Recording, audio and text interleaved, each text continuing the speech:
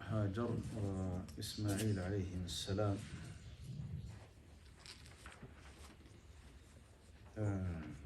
This is a very lengthy narration.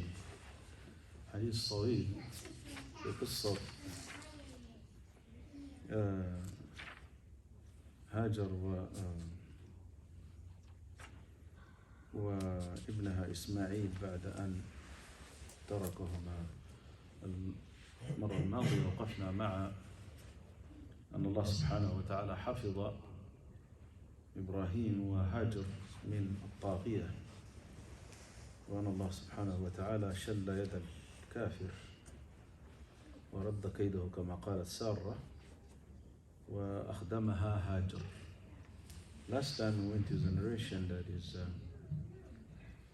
Ismail, Ibrahim and Sarah went by a country where there was a tyrant, and Allah saved Ibrahim and Sarah, and he was really scared of Sarah, and he gave her Hajar as a concubine. So, and Hajar gave, Sarah gave her concubine Hajar to Ismail because Sarah cannot have offspring. So the hadith, رواية عبد الله بن عباس رضي الله عنهما: أول ما اتخذ النساء المنطقة من قبل أم إسماعيل اتخذت منطقا لتعفي أثرها على سارة. Go ahead.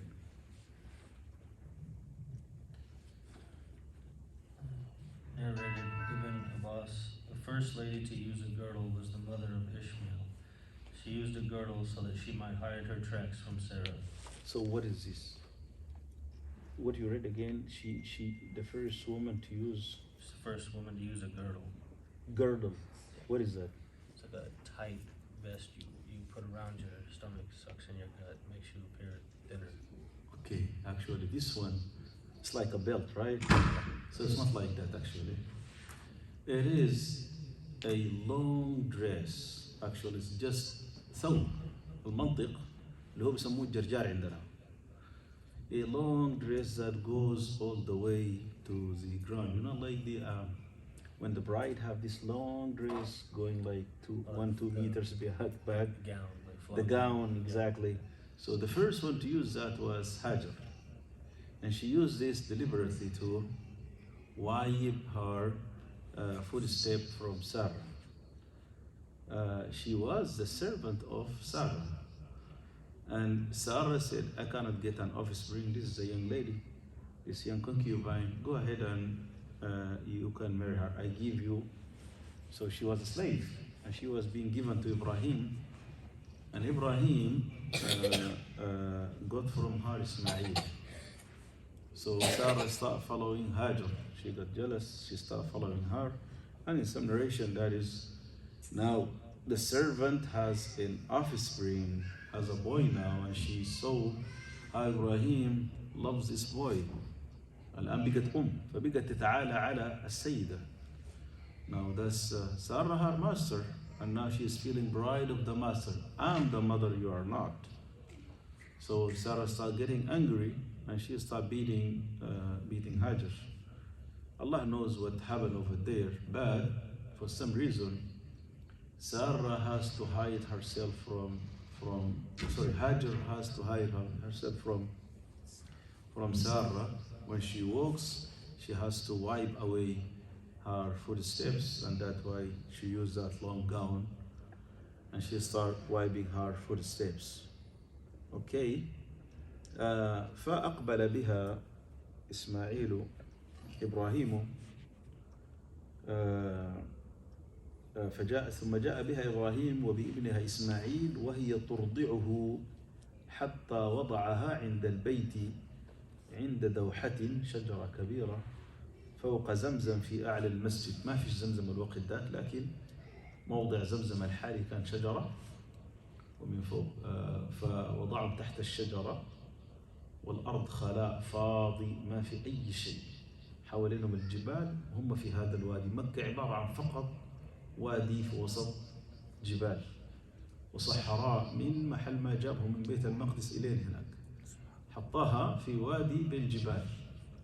هذا اللي مكان وضع، لا ماء لا شرب لا أي شيء، فقط هذه الشجرة وضعهم هناك. Go ahead. Abraham brought her and her son Ishmael while she was suckling him to a place at the Kaaba under a tree on the position of Zamzam, the highest place in the mosque. During those days there was nobody in Mecca, nor was there any water. So he made them sit over there and placed near them a leather bag containing some dates and a small water skin containing some water. That's it. That's it. He left with them. خلى معاهم ايش؟ جراب تمر وسقاء اللي هو مش القربة الكبيرة، السعن الصغير هذا. السعن الصغير هذا. Two leather bags, one for water, the other one for dates. That's it. جراب التمر وماء. So she and then he turned around. وضعهم في ذلك المكان والتفت راجع فتبعته أم إسماعيل، مشت معاه مشوار طويل جدا جدا، مشى وراه هي تنادي فيهم. بيقول له إيش؟ يا إبراهيم أين تذهب وتتركنا بهذا الوادي الذي ليس فيه إنس ولا شيء، وتناديه إلى من تكلنا إلى من تذرنا. جيد.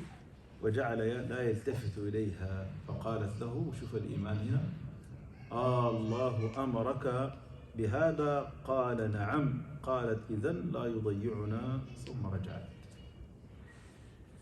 واحد معها إسماعيل مش كده؟ هاي شايل إسماعيل رضيع.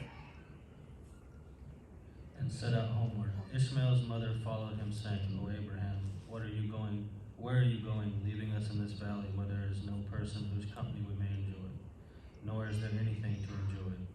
She repeated that to him many times, but he did not look back at her. Then she asked him, Has Allah ordered you to do so? He said, Yes. She said, Then he will not neglect us. Okay, now this is very clear, and this is the authentic narration here. We don't follow the stories. Ibrahim was commanded to move Hajar and an infant to this particular place by Allah subhanahu wa ta'ala. It's not because Sarah went jealous, no. Allah has a plan for Hajar and her son. A great nation and a final messenger for the whole mankind will come from those two.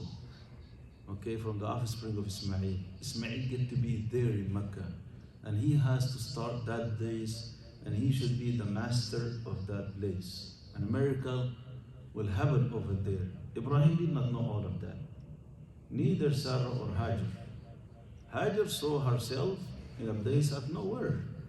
Ibrahim alayhi salam was just following exactly what Allah told him to do. Leave your son and his mother over there and turn around and go.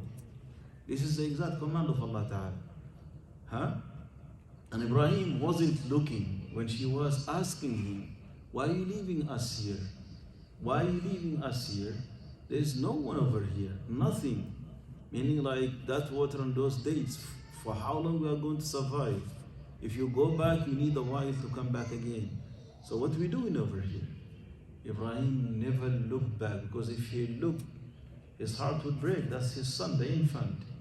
His heart would break. And he wasn't looking back, because he knows if I turn around and see, I will disobey the command of Allah. So he kept going and she was following him.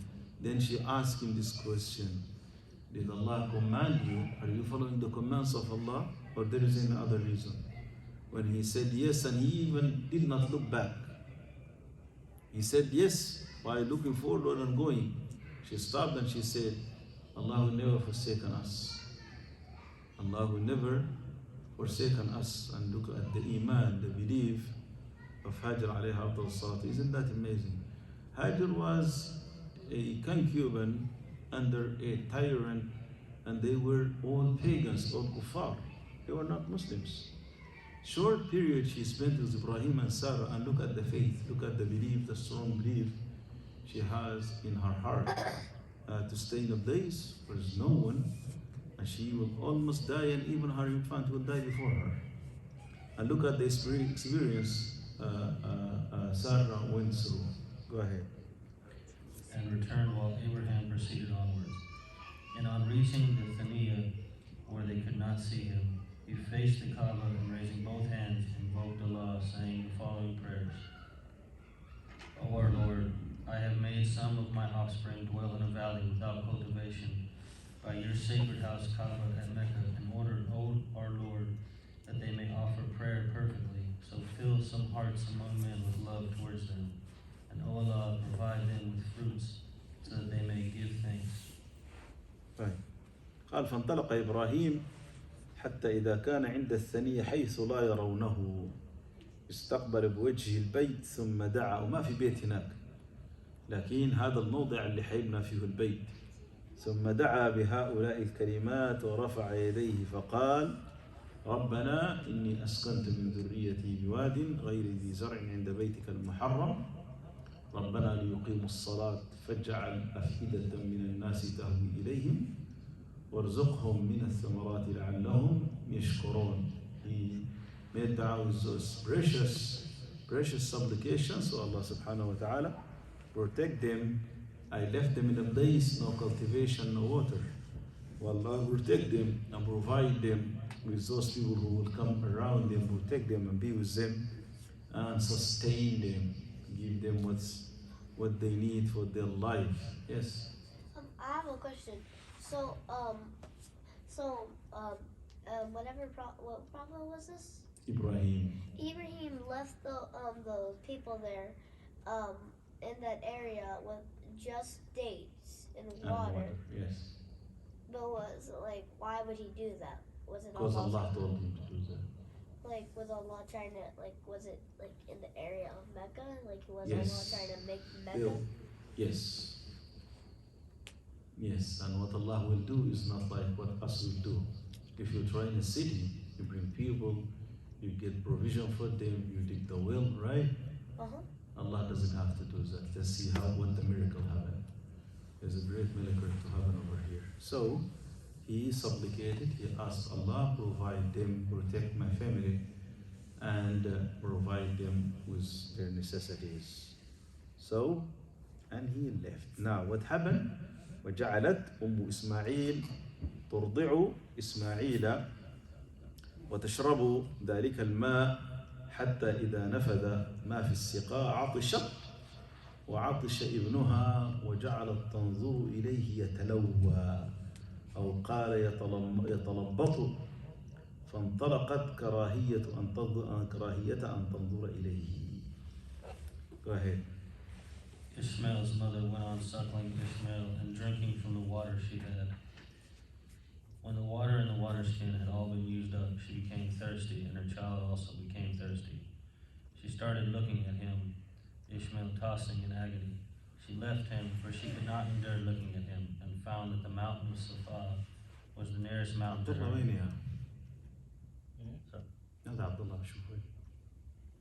Go ahead. The mountain of Safa was the nearest mountain to her on that land. She stood on it and started looking at the valley keenly, so that she might see somebody, but she could not see anybody. Then she descended from the Safa, and when she reached the valley, she tucked up her robe and ran in the valley like a person in distress and trouble, till she crossed the valley and reached the Marwa mountain, where she stood and started looking, expecting to see somebody, but she could not see anybody. She repeated that running between Safa and Marwa 7 times. The Prophet said this is the source of the tradition of the walking of the people between the Safa and Marwa. When she reached the Marwa, قال فوجدت الصفا أقرب جبل في الأرض يليها فقامت عليه ثم استقبلت الوادي تنظر هل ترى أحدا فلم ترى أحدا فهبطت من الصفا حتى بلغت ذلك الوادي رفعت طرف درعها يعني سعت ثم سعت سعي الإنسان المجهود حتى جاوزت الوادي ثم أتت المروة فقامت عليها فنظرت هل ترى أحدا فلم ترى أحدا ففعلت ذلك 7 مرات. This is exactly what we do now when you go for Hajj or Umrah, that's exactly what you do. Now there's no mountain, there's like the places of the hill of Al-Safa and the hill of Al-Marwa, which is now today inside the Haram itself. And people they walk, and closer to Al-Safa there is a short distance of running or jogging. This is exactly what Hajar did, and we do that, worshiping Allah subhanahu wa ta'ala. Allah made it a worship, what Hajar did. The difference is that she was in great stress, and she was thinking the boy is dying right now, and I cannot help him. Yes, yeah, William. So I was gonna ask, if Allah had Ibrahim build Mecca, why at the end? Why would Muhammad, why would he have to why would Allah make him have to reconquer and build the Kaaba in Mecca? He did not build it. Neither Ibrahim built Mecca. Ibrahim left. You are going to see what will happen, how Mecca established, okay? But Muhammad was kicked out of Mecca. Yeah. Why? Because they didn't like his beliefs and they wanted to believe in their Exactly. idols. So, who was the person who established Mecca? Ibrahim and Ismail.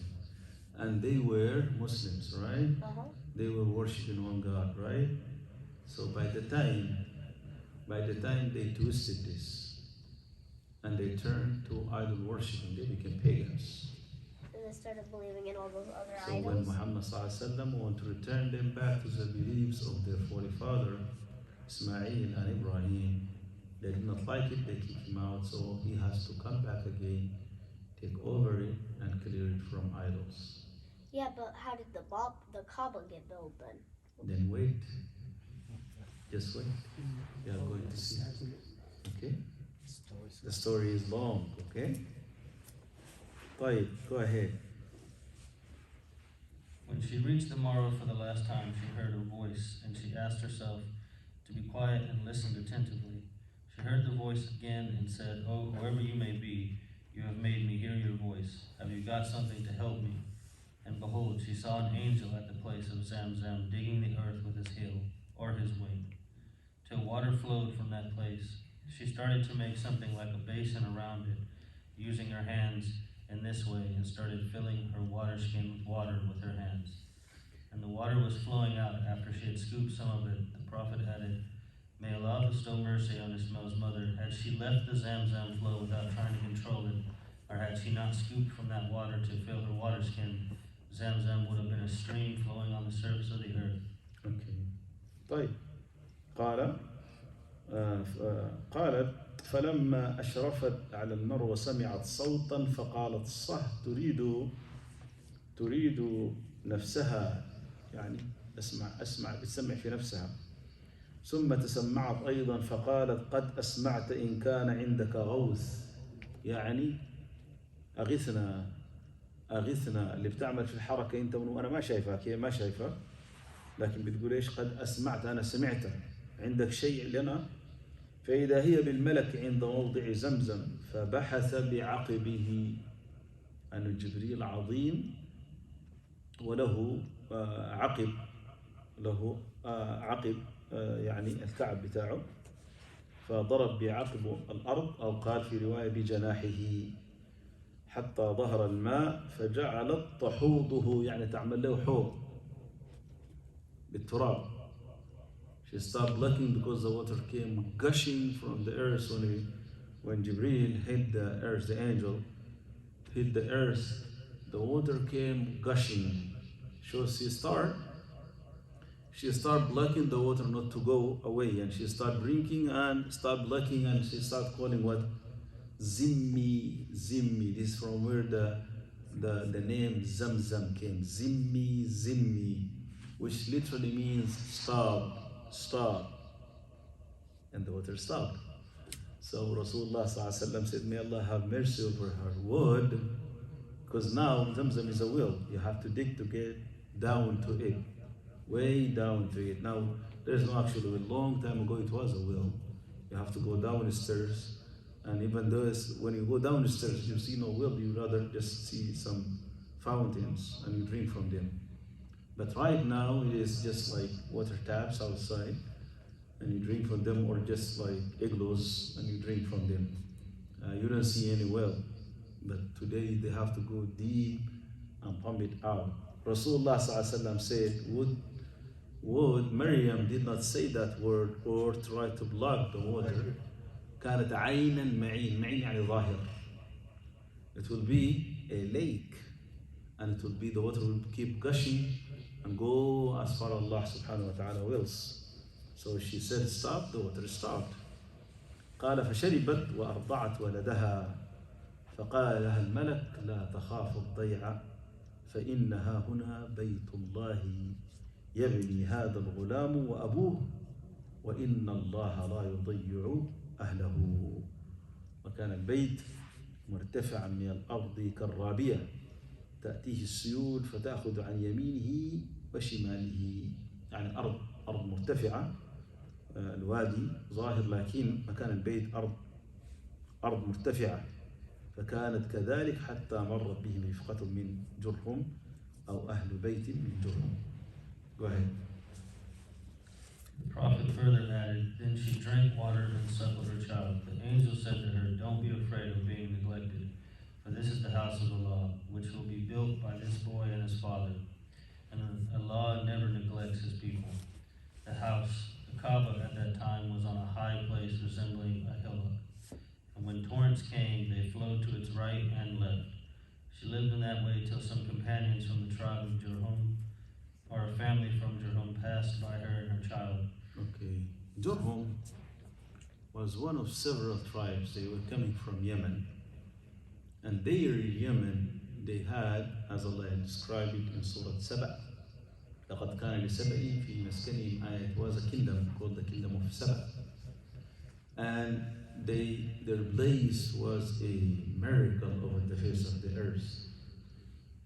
The entire country of Yemen, the entire country were nothing, just two gardens, a river running between them. One garden to the right, the other garden to the left, and the river running between them, and they made a dam. They made a dam, and that dam would irrigate the entire country. So they said out of that, none would pick fruits from the ground. None. The woman would pass by holding a basket, and the drops from the trees would fill her basket. So they were living in extreme well-being, luxury life. But they denied. They disbelieved in Allah. They started worshipping other than Allah. Allah sent for them to whom will admonish them. They did not believe. Then the dam broke, and the flood wiped away the entire country, the gardens. And there was nothing but thorn trees. Nothing, no cultivation, nothing at all. So the whole kingdom has to scatter. So Allah created that. So Allah, since they did not believe Allah, they invoked those people invoked His anger for not believing in the flooded. Exactly. So Allah took that river and just flooded it, like during that war where the birds dropped stones. Yes. So now what happened? The place cannot be inhabited anymore, and they scattered till that became a parable. يقول إيش؟ تفرقوا تفرق سبع. تفرقوا أيدي سبع. If they would say those people scattered out, they would say scattered like the tribe of Saba. Anyone who would go to a place, he would never return back, and they would never hear about him again. So tribes start fleeing, going away from Yemen, and this tribe of Jurhum was just wandering, going straight, following the series of mountains of Hijaz, and they don't know where they are going to end up, whether they are going to live or they are going to die. And they were looking for water for days. And then they saw those birds flying. Bird fly, that's water somewhere here. Okay, let's see what happened. So قال أهل بيت من جرهم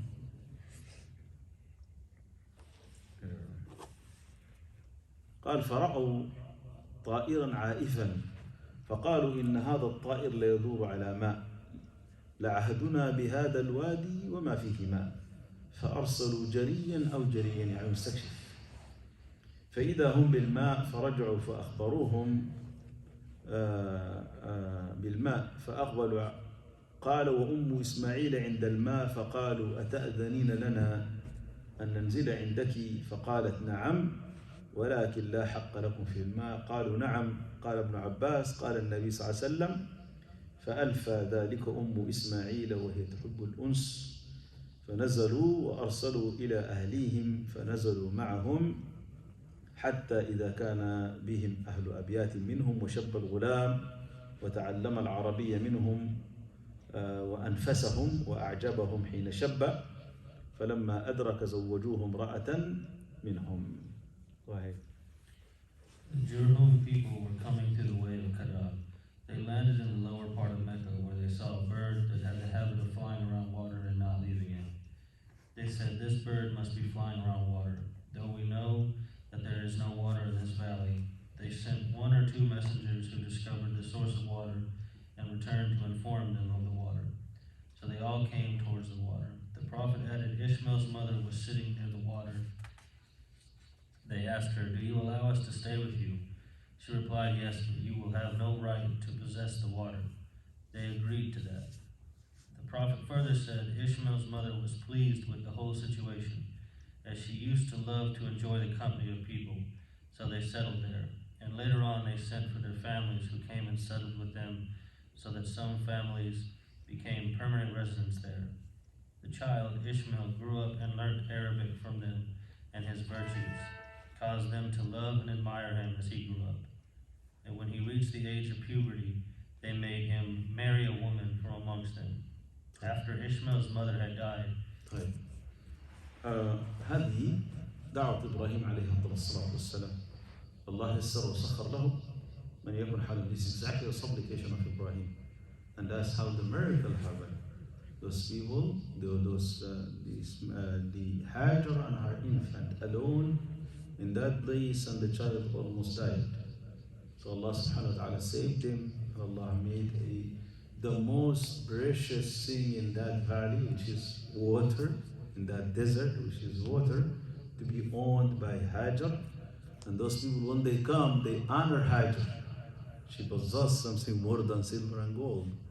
She possesses the water, and then she said, stay with me, but I have the full right of the water. I own the place. They did. So Ismail grew up, and people around him, and they honor him, they like him. He got married from them. Now he is a master over there.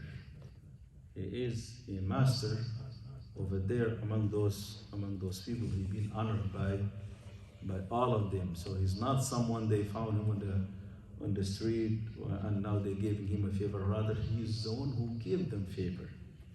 They lost in the desert, they almost died, and now they are staying with him, and he is the owner of the blessed Ismail alayhi salatu passed away.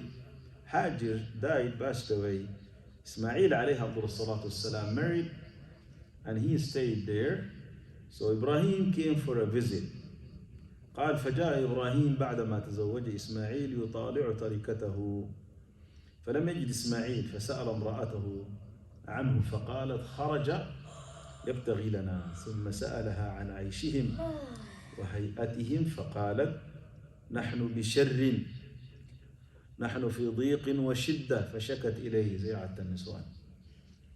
قال فإذا جاء زوجك فاقرئي عليه السلام وقولوا له يغير عتبة بابه. فلما جاء إسماعيل كأنه آنس شيئا، وبعض الروايات وجد رائحة أبيه، فقال هل جاءكم من أحد؟ قالت نعم جاءنا شيخ كذا وكذا فسألنا عنك فأخبرته وسألنا كيف عيشنا فأخبرته أن في جهد وشدة. قال فهل أوصاك بشيء؟ قالت نعم أمرني أن أقرأ عليك السلام ويقول غير عتبة بابك. قال ذاك أبي قد أمرني أن أفارقك الحقي بأهلك فطلقها وتزوج منهم أخرى. صحيح. إبراهيم يعني من خلاهم ما رجع إلا في اللحظة. والله أعلم. نعم نعم الله أعلم هذا اللي حصل. Yes. So wait, when that town moved there, basically that mom was like, we're gonna keep all the water. You're allowed to have a residence here, but they failed the whole mission on getting the water source. But they didn't care. Were they even getting the water? Yes, they're getting the water. The thing is the mother would allow them. If they are in charge, they will say, you have to pay for us to drink from here. And that's what they told them, you have no right over it. So they decided to leave their Till village. today, Zamzam is for free. Everyone can go and drink whatever he wants. Then they have to, didn't they get free water from the village, and now they're doing? There is no village, there is no water, there is only water. So wait, they went to build a residence there, and they had to pay for the water? No. That's what Hajar restricted them from. So No wait, one, what no was one the mom has, and the child no, doing there? like if you dig a well, then that's your water, right? Uh-huh. If you are in a place and somebody came in and want to take anything from the source of the water, you tell him, oh, you pay for me, right? Uh-huh. That's what Hajar restricted. None of you should claim this well. None of you should claim this water, right? This So is they built this residence around residence and water. everyone is allowed to drink. No one had to say, oh, that's our water, you take it from that water or you restrict from that water. Everyone is welcome. Oh, I thought she was making them pay for the money. I mean the water. It's for free. Oh. Till today, you can go and take it for free. So wait, what was the mom and the child doing there anyways? Are we going back again? It's Ibrahim alayhi afdal salatu wassalam. Allah commanded him, leave your child there. Oh yeah. Okay? Keep going. After Ishmael's mother had died, Abraham came after Ishmael's marriage in order to see his family that he had left before. But he did not find Ishmael there. When he asked Ishmael's wife about him, she replied, he has gone in search of our livelihood. Then he asked her about their way of living and their condition. And she replied, we are living in misery. We are living in hardship and destitution. Complaining to him, he said, when your husband returns, convey my salutations to him and tell him to change the threshold of the gate of his house. When Ishmael came, he seemed to have felt something unusual, so he asked his wife, has anyone visited you? She replied, yes, an old man of so-and-so description came and asked me about you. And I informed him, and he asked about our state of living, and I told him that we were living in a hardship and poverty. On that Ishmael said, did he advise you anything? She replied, yes. He told me to convey his salutations to you and to tell you to change the threshold of your gate. Ishmael said, it was my father, and he has ordered me to divorce you. Go back to your family. So Ishmael divorced her and married another woman from amongst them. قال فلبث عنهم إبراهيم ما شاء الله ثم أتاهم بعد فلم يجده فدخل على امرأته فسألها عنه فقالت خرج يبتغي لنا قال كيف أنتم وسألهم عن عيشهم وهيئتهم فقالت نحن بخير وسعة وأثنت على الله فقال ما طعامكم قالت اللحم قال فما شرابكم قالت الماء قال اللهم بارك لهم في اللحم والماء أو في طعامهم وشرابهم قال النبي صلى الله عليه وسلم ولم يكن لهم يومئذ حب القمح ولو كان لهم دعا لهم فيه قال فهما لا يخلو عليهما أحد بغير مكة إلا لم يوافقاه يعني بيت في مكة ما بيخلو من اللحم ومن الماء قال فإذا جاء زوجك فأقرئي عليه السلام ومريه يثبت عتبة بابه ولما جاء إسماعيل قال هل أتاكم من أحد قالت نعم أتانا شيخ حسن الهيئة وأثند عليه فسألني عنك فأخبرته فسألني كيف عيشنا فأخبرته أن بخير قال فأوصاك بشيء قالت نعم هو يقرأ عليك السلام ويأمرك أن تثبت عتبة بابك. قال ذاك أبي وأنت العتبة أمرني أن أمسكك. ثم لبث عنهم ما شاء الله ثم جاء بعد ذلك. نعم. Go ahead. Then Abraham stayed away from them for a period as long as Allah wished, and called on them again, but did not find Ishmael. So he came to Ishmael's wife and asked her about Ishmael. She said, "He has gone in search of our livelihood." Abraham asked her, "How are you getting on?" asking her about their sustenance and living. She replied, "We are prosperous and well off. We have everything in abundance."